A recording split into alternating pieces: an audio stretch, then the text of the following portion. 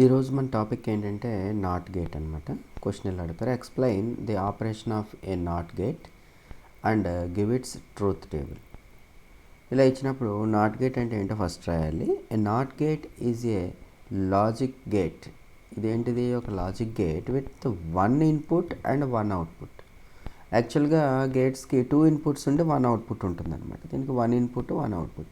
It gives output high, output value 1 వస్తుందంట. If the input is low, అంటే 0 ఇచ్చినప్పుడు 0 వస్తుంది అనమాట, 1 ఇస్తే ఇన్పుట్.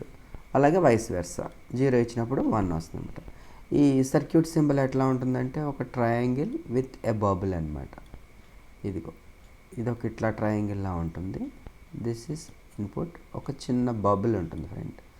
This is a.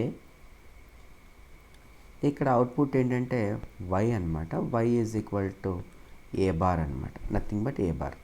ఇక్కడ మీరు హై వాల్యూ ఇన్పుట్ ఇచ్చారనుకోండి, లో వాల్యూ అవుట్పుట్ వస్తుంది. లో వాల్యూ ఇన్పుట్ ఇస్తే high value. This is truth table.